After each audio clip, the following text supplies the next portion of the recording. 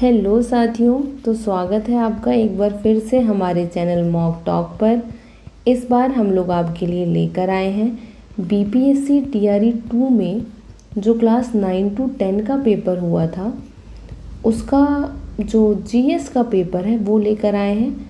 कल हम लोग इसका लैंग्वेज का पेपर कर चुके हैं, आज हम लोग इसका जीएस का पेपर कर रहे हैं। तो चलिए देर नहीं करते हैं और शुरू करते हैं। शुरू करने से पहले मेक श्योर कि आपने हमें किया होगा सब्सक्राइब, क्योंकि जितने लोग देख रहे हैं उससे कहीं कम लोग हमें सब्सक्राइब कर रहे हैं।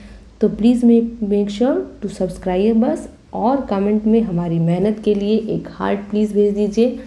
तो चलिए देर नहीं करते हैं और शुरू करते हैं। आज का पहला प्रश्न गणित से है। राम एक कार को 12 घंटे में मरम्मत कर देता है। राम और श्याम जब एक साथ काम करते हैं उस कार को 8 घंटे में मरम्मत कर सकते हैं। यदि श्याम अकेले काम करता है तो वह उस कार की मरम्मत कितने घंटे में कर देगा? ऑप्शन देखिए 16, 24, 10, डी या फिर ई। मैं आपको गणित के प्रश्नों में सीधे सीधे जवाब दे दूंगी ताकि आप लेट ना करें और आपको सीधे आंसर मिल जाए और देर ना हो, क्योंकि अभी आगे बहुत बड़ा पेपर है। ठीक है, तो इसका आंसर है बी यानी 24। अगला प्रश्न देखते हैं। 297 किलोमीटर की दूरी तय करने के लिए एक ट्रक को 54 लीटर डीजल की आवश्यकता होती है। 550 किलोमीटर की दूरी तय करने के लिए उस ट्रक को आवश्यक डीजल की मात्रा है। Option 25 litre, 100 litre, 50 litre, D या फिर ई। तो इसका उत्तर होगा साथियों ई, यानी उपर्युक्त में से कोई नहीं। चलिए अगला देखते हैं प्रश्न। नीचे दिए गए चित्र में ट्रायंगल एम एन ओ एक समकोण त्रिभुज है। समकोण, इसकी भुजाएं एम एन और एन ओ क्रमशः 6 सेंटीमीटर और 8 सेंटीमीटर है। भुजा एम ओ, ये वाली भुजा पर लंब एन पी की लंबाई क्या है? Option 3.6 centimetre, 2.4 centimetre, 4.8 centimetre, D या फिर ई। तो इसका उत्तर रहेगा साथियों आपका सी यानी 4.8 सेंटीमीटर। अगला प्रश्न देखिए। एक पेंटर बाबू 4 कारों को कितने तरीकों से रंग सकता है यदि उसके पास 10 रंग हैं और प्रत्येक कार को अलग अलग रंगों से रंगा जाए? Option 6 factorial, 10 permutation 4, 10 combination 4, D या फिर ई। तो इसका उत्तर है साथियों बी 10 परमुटेशन 4 यानी 10p4। अगला प्रश्न देखिए 35वां प्रश्न। शीला एक काम को 20 दिनों में पूरा कर लेती है जबकि मीना उसी काम को केवल 15 दिनों में पूरा कर देती है। यदि दोनों मिलकर काम करती हैं तो उन्हें उस काम को पूरा करने में कितने दिन लगेंगे? ठीक है, तो इसका ऑप्शन देख लीजिए 6 1/2, 8 4/7, 10 2/3, डी या फिर ई। तो इसका उत्तर है साथियों बी 8 4/7। अगला प्रश्न देखिए। एक व्यक्ति को 7,500 प्रति माह की तनख्वाह पर नियुक्त किया गया है। यदि प्रत्येक वर्ष के पश्चात उसकी तनख्वाह एक नियत राशि 325 से बढ़ा दी जाती है तो उसकी तनख्वाह 8 वर्ष पश्चात कितनी होगी? ऑप्शन देखिए 9,775, 12,350, 15,550, डी या फिर ई। तो इसका उत्तर होगा साथियों ए 9,775। ठीक है, ये एक समानांतर श्रेणी का प्रश्न है, ये हिंट दे देते हैं आपको। चलिए अगला प्रश्न देखते हैं। एक्स अक्ष पर बिंदुओं 2, 3 और -1, 5 से बराबर दूरी पर स्थित बिंदु है। ऑप्शन -2, 4, 1/2, 4, -13/6, 0, डी या फिर ई। तो इसका उत्तर रहेगा साथियों ई, उपर्युक्त में से कोई नहीं। तो क्यों है? क्योंकि जो इसका उत्तर होना चाहिए ना, मेरी तरफ से एक गलती हुई है, इसका उत्तर होगा C -13/6, ठीक है। प्लीज़ पहले वाले को छोड़ दीजिएगा, यही है। अगला प्रश्न देखिए, एक शंखाकार टोपी की आधार त्रिज्या 20 सेंटीमीटर है और इसकी ऊंचाई 10 सेंटीमीटर है। टोपी का वक्र पृष्ठ क्षेत्रफल क्या है? ऑप्शन 100 पाई सेंटीमीटर, 100√5 पाई सेंटीमीटर, 100√3 पाई सेंटीमीटर, डी या फिर ई। तो इसका उत्तर आएगा साथियों बी, 100√5 पाई वर्ग सेंटीमीटर। अगला प्रश्न देखते हैं कि देखिए, अभी साइंस आ गया, विज्ञान, ठीक है। एक रक्त पट्टिकाणु मदद करते हैं, ठीक है। रक्त पट्टिकाणु यानी प्लेटलेट्स, इसका नाम आपने ज़रूर सुना होगा। तो किस में मदद करते हैं? ऑप्शन देखिए, आरबीसी उत्पादन में, रक्त स्कंदन में, डब्ल्यूबीसी उत्पादन में, डी या फिर ई। तो इसका उत्तर है सही, रक्त स्कंदन में। कि देखिए, प्लेटलेट्स यानी रक्त पट्टिकाणु का जो काम है वो चोट लगने पर रक्त का थक्का जमाने में मदद करता है, जिससे शरीर का अत्यधिक खून बहना रुक जाता है, ठीक है। अगला प्रश्न देखिए, एरोमेटिक यौगिकों का मुख्य स्रोत है। ऑप्शन फल, विंटरग्रीन का तेल, पेट्रोलियम, डी या फिर ई। प्रश्न है एरोमेटिक यौगिकों का मुख्य स्रोत। इसका सही उत्तर है दोस्तों सी, पेट्रोलियम। क्यों है सुनिए, औद्योगिक स्तर पर बेंजीन, टॉल्यूइन जैसे प्रमुख एरोमेटिक यौगिकों के सबसे बड़े और मुख्य प्राकृतिक स्रोत माने जाते हैं। विंटरग्रीन का तेल भी एरोमेटिक होता है, परंतु मुख्य रूप से औद्योगिक स्रोत पेट्रोलियम और कोयला ही है, ठीक है। पेट्रोलियम एंड कोयला याद रखना है। अगला प्रश्न देखिए, किसी पेड़ की उम्र की गणना की जा सकती है। ऑप्शन शाखाओं की संख्या की गणना से, ज़मीन से 1 मीटर ऊपर तने के घेरे की माप से, पेड़ की ऊंचाई के माप से, डी या फिर ई। तो इसका उत्तर है साथियों ई, उपर्युक्त में से कोई नहीं, क्योंकि किसी पेड़ की सटीक आयु की गणना उसके तने के अनुप्रस्थ काट यानी क्रॉस सेक्शन में उपस्थित वार्षिक वलियों यानी एनुअल रिंग्स जो होती हैं उसकी संख्या को गिनकर की जाती है, ठीक है। ओके, चलिए अगला प्रश्न देखते हैं।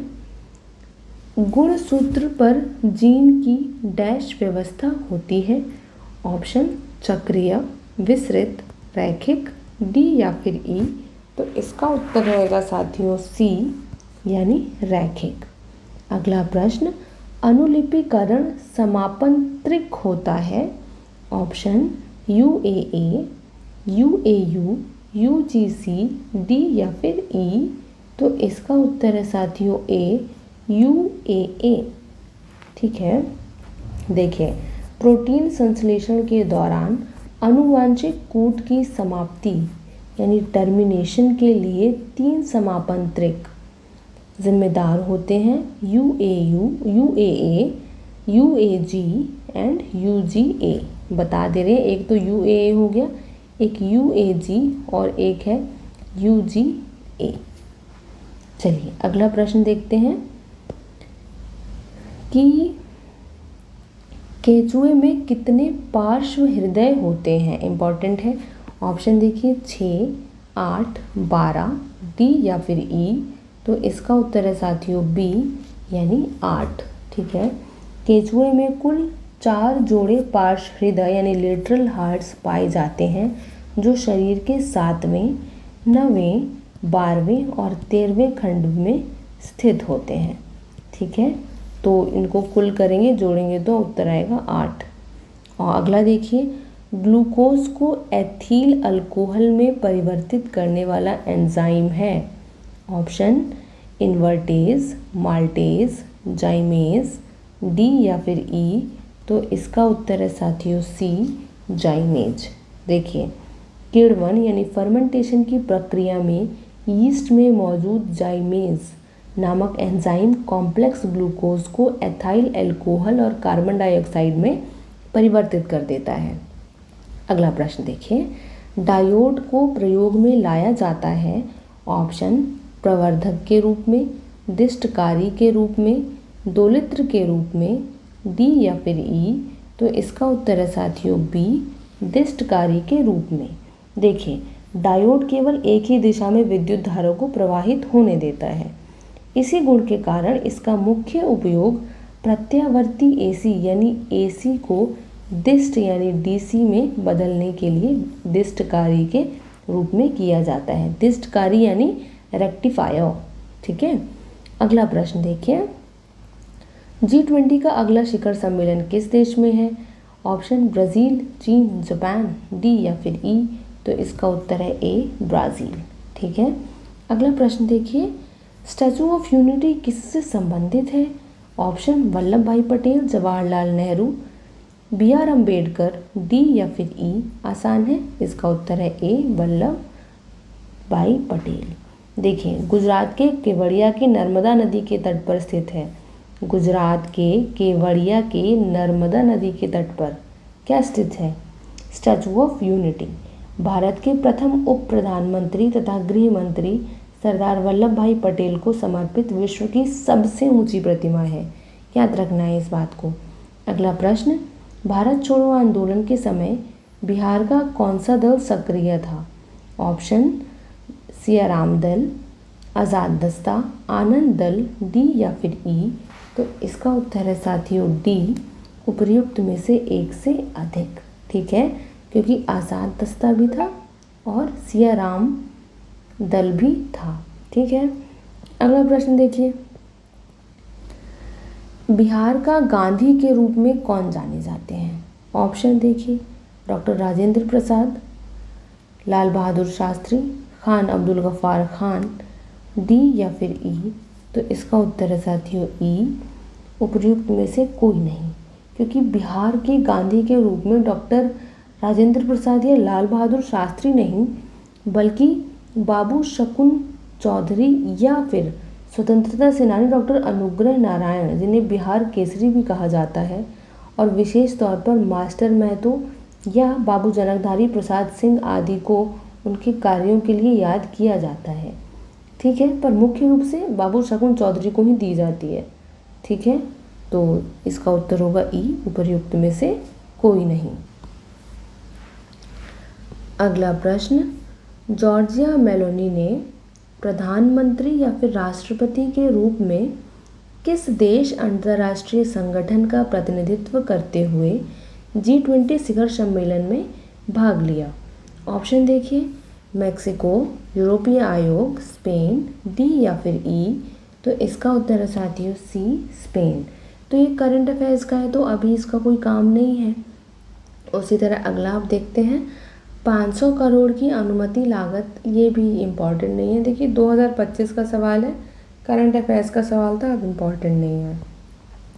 अगला प्रश्न देखिए, हाल ही में कौन सा देश नाटो का 31वां सदस्य बना है? Option Finland, Croatia, Montenegro, D या फिर ई। तो इसका उत्तर है साथियों, इसका उत्तर रहेगा ए, फिनलैंड। ठीक है, तो अप्रैल 2023 में फिनलैंड औपचारिक रूप से सैन्य संगठन नाटो का 31वां सदस्य देश बन गया था। उतना इम्पोर्टेंट नहीं है, बट क्योंकि नाटो का नाम आ गया है इसलिए इम्पोर्टेंट है। अगला प्रश्न देखिए साथियों, विश्व प्रेस स्वतंत्रता सूचकांक 2023 के अनुसार भारत को कौन सी रैंक दी गई है? अगेन करंट अफेयर्स का क्वेश्चन है, नॉट इम्पॉर्टेंट। ठीक है, अब नया करंट अफेयर्स पढ़िए, उससे सवाल बनेंगे।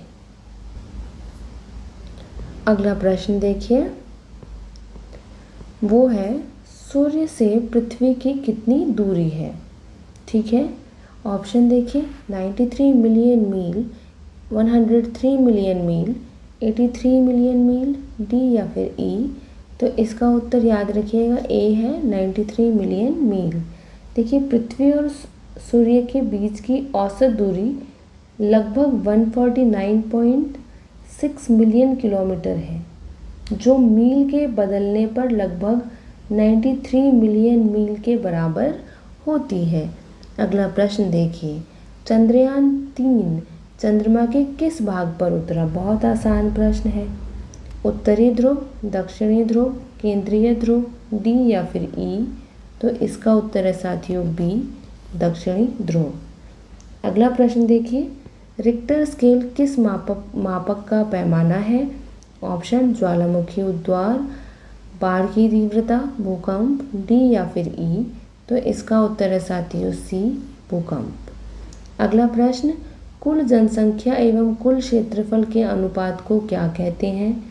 ऑप्शन लिंगानुपात, साक्षरता दर, जनसंख्या घनत्व, डी या फिर ई? तो इसका उत्तर है सी, जनसंख्या घनत्व। देखिए, प्रति इकाई क्षेत्रफल जैसे प्रति वर्ग किलोमीटर में निवास करने वाले लोगों की औसत संख्या को जनसंख्या घनत्व या फिर पॉपुलेशन डेंसिटी कहते हैं। ठीक है, याद रखना है, ये सवाल आ जाता है, ये इम्पोर्टेंट है, पहले भी पूछा गया है। अगला प्रश्न देखिए, कोयला नगरी किस स्थान को कहते हैं? ऑप्शन सुहागपुर, रानीगंज, धनबाद, डी या फिर ई? तो इसका उत्तर है साथियों सी, धनबाद। तो झारखंड में है सबसे पहली बात धनबाद। ठीक है, और इसको कोल कैपिटल ऑफ इंडिया भी कहा जाता है। अगला प्रश्न देखिए, शांत घाटी यानी साइलेंट वैली किस राज्य में स्थित है? ऑप्शन देख लीजिए, पश्चिम बंगाल, असम, केरल, डी या फिर ई? आसान है, इसका उत्तर है सी, केरल। ये सवाल मानिए यूपीएससी में पूछा गया है, इतना इम्पॉर्टेंट है और स्टेट के एग्जाम में तो आता ही आता है।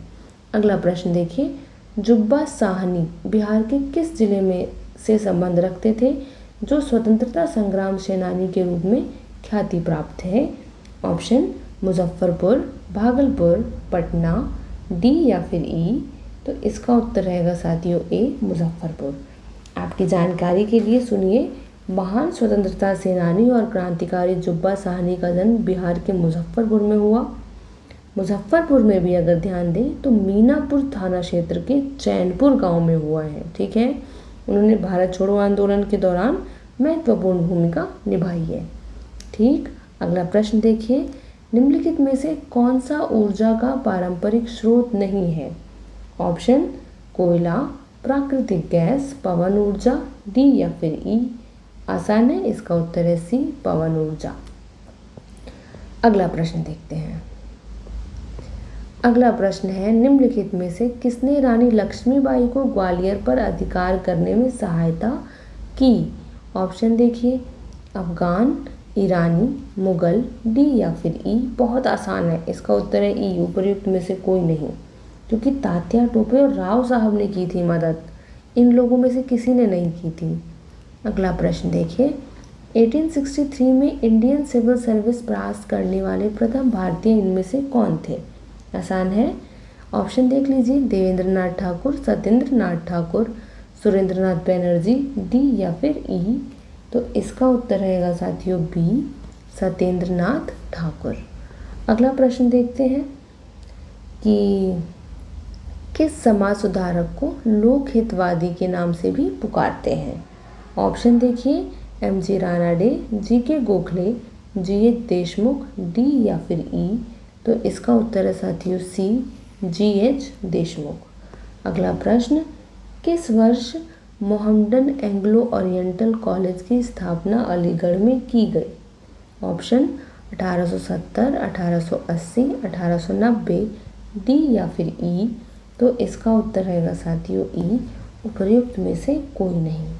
ठीक है, अच्छा, अगला प्रश्न ये इम्पॉर्टेंट नहीं है उतना, आ भी जाएगा ना तो फिर इतनी सारी चीज़ें याद करनी होती है कि ये वाली चीज़ नहीं कोई याद करता है, तो कुछ प्रश्न बने ही होते हैं छोड़े जाने के लिए।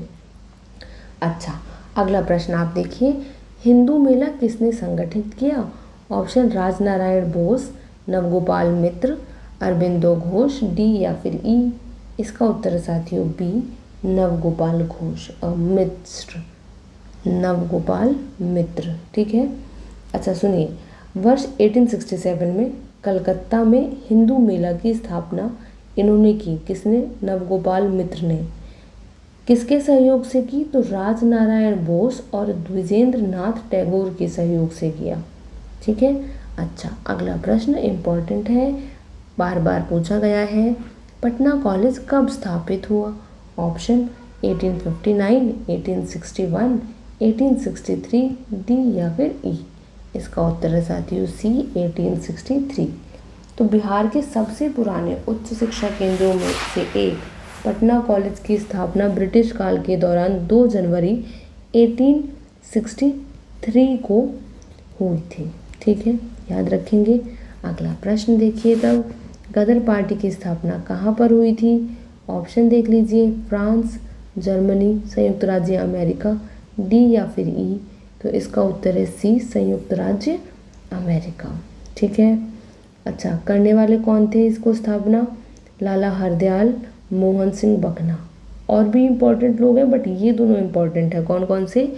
लाला हरदयाल, मैं लिख दे रही हूँ, लाला हरदयाल, और अगले हैं सोहन सिंह बकना। ठीक है। अच्छा, आखिरी प्रश्न, अगला प्रश्न, भारतीय राष्ट्रीय कांग्रेस की प्रथम महिला अध्यक्ष कौन थी? बहुत इंपॉर्टेंट है। Option Kasturba Gandhi, Annie Besant, Kamala Nehru, D या फिर ई। तो इसका उत्तर है साथियों बी, एनी बेसेंट। ये कब हुई थी? तो 1917 में हुई थी। इसके अलावा क्या पूछा जा सकता है कि प्रथम भारतीय महिला अगर पूछ लेंगे तो वो थी कौन? सरोजनी नायडू। कब बनी थी? तो 1935 में बनी थी, याद रखना है। ठीक है।